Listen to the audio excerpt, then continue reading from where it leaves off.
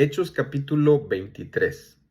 Vamos a darles un poco de contexto para entender. En el capítulo 22, Pablo llega a Jerusalén, un grupo de judíos lo acusan falsamente, lo golpean y el tribuno romano lo salva, lo quita de las garras de estos hombres.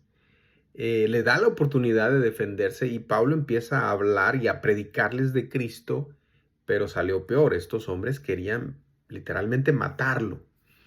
Así que ahora en el capítulo 23, Pablo va a dar una defensa. El tribuno romano le da una oportunidad, otra. Esta es la segunda oportunidad de predicarles a los judíos. Y ahora no tan solo a los judíos, sino a los líderes, al Sanedrín, al concilio. Dice el verso 1, entonces Pablo, mirando fijamente al concilio, dijo, recordemos que el concilio era el Congreso, o los senadores, o no sé, el parlamento de una nación, ¿no? Donde estaban los judíos, los líderes religiosos, los líderes políticos, estaban los dos ahí, era lo mismo prácticamente. Y Pablo ahora tenía la oportunidad de predicarles a Cristo a estos hombres influyentes. Sin embargo, no tardó mucho Pablo para darse cuenta que ni el sumo sacerdote, ni el concilio, ni la audiencia, ninguno de ellos querían escuchar acerca de Cristo. Apenas empezó a hablar y lo golpearon en la boca, le reclamaron. Pablo, notando que esto pues no los iban a escuchar, trató entonces de preservar su vida. ¿Cómo lo hizo? Pues tratando de dividir la audiencia en dos, en los fariseos y los saduceos. Vaya al verso 6. Entonces Pablo, notando que una parte era de saduceos y otra de fariseos, él empezó a decir, yo soy fariseo. Entonces ahí se dividió todo. Esto no acaba bien, así que en el verso 10 dice que otra vez el tribuno saca a Pablo por su propia seguridad y lo dejó custodiado en la fortaleza. Estos judíos no querían escuchar a Jesús, no querían escuchar el evangelio, pero era necesario que se les predicara, que se les testificara, lamentablemente para juicio. Hay gente que escucha el evangelio no para salvación, sino para juicio, porque ellos rechazan a Cristo. Esto era necesario y para eso el Señor lo envió a Jerusalén.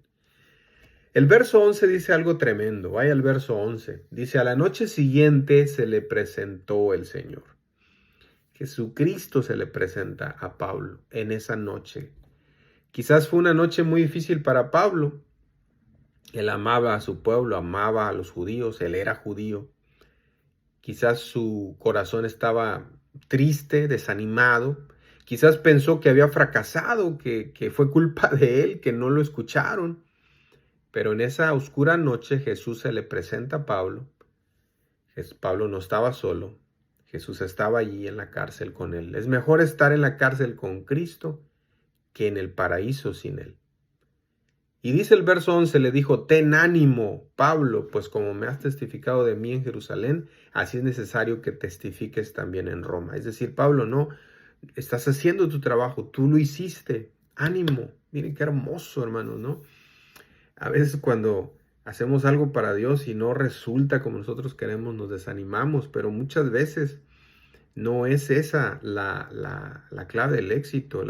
El resultado no es la clave del éxito, sino la obediencia a lo que nos manda hacer Dios. Es lo único.